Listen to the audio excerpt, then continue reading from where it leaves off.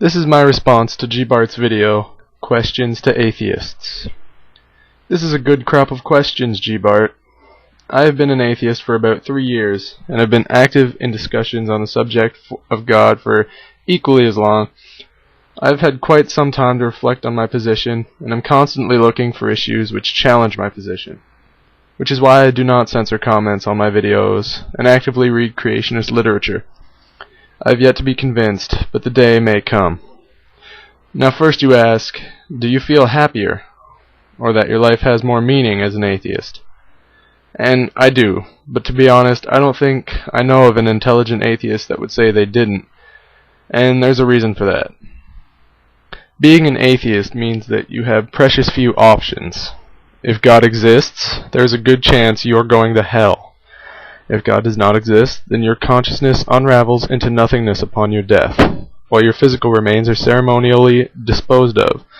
If we as atheists are correct, we have one shot at life.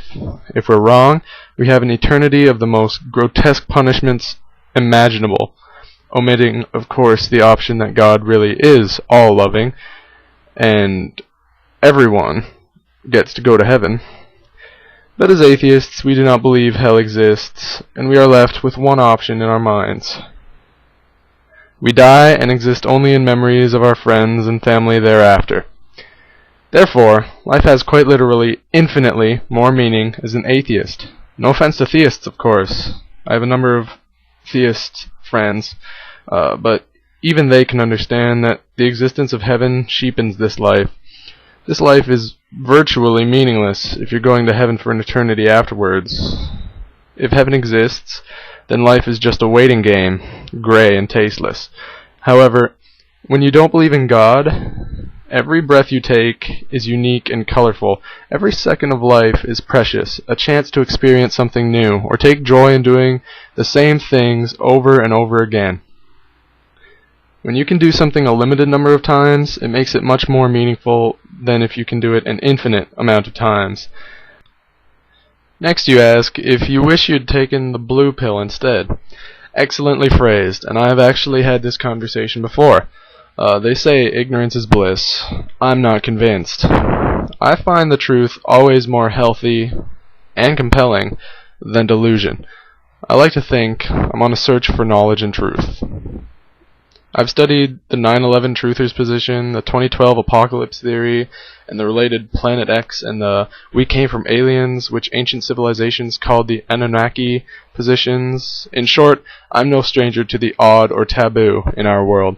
However, at this point, I would not go back to believing in God just like that. I would, of course, need, as so many atheists preach, evidence. I just remember as a kid being terrified all the time of the risk of going to hell, and feeling guilty all the time for not being able to live up to God's standards. It was not a good feeling. And I think the problem was that I was a skeptic in a believer's body, but I was too afraid to come to terms. I always had trouble with the Noah's Ark story and the Genesis creation myth. I believe the red pill was the right choice for me, definitely.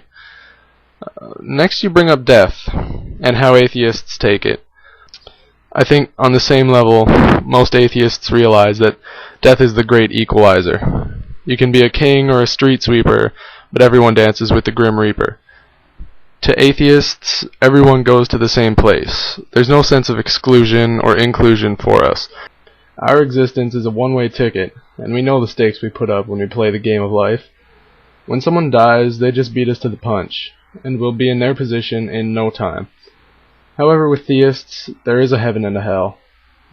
With them, there may be a subconscious, or sometimes very conscious, fear that their loved ones have gone to hell. Theists can also have a pretty dangerous relationship with death.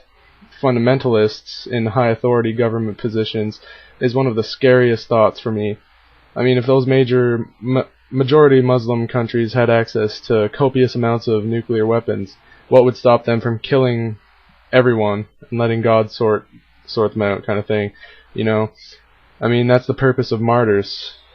Just today I had someone comment on my other video that they wish God would hurry up with the judgment day because he thought people have had too much time to doubt his power. I mean, he actually wanted the apocalypse to hurry up and get here. It can be pretty frightening. Although I know how you feel about praying and reading from the Bible at a funeral for someone who is not religious at all. I had a friend, we talked a lot about religion and God. She liked listening to me because I had some solid arguments for atheism. She was an atheist as well, and openly hated religion. She died in a car crash a few months ago, and the funeral service was held in a church with a minister speaking.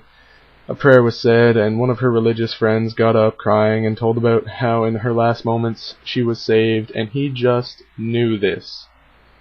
Nothing made me feel more disgusted. However, funerals are not for the deceased, and I saw religion really playing its primary role that day, comforting the living.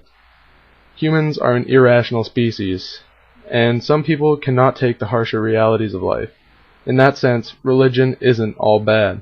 But let's just say, I look forward to the day when people no longer have to comfort themselves by saying, he's in a better place. See you in hell. Vitamin T.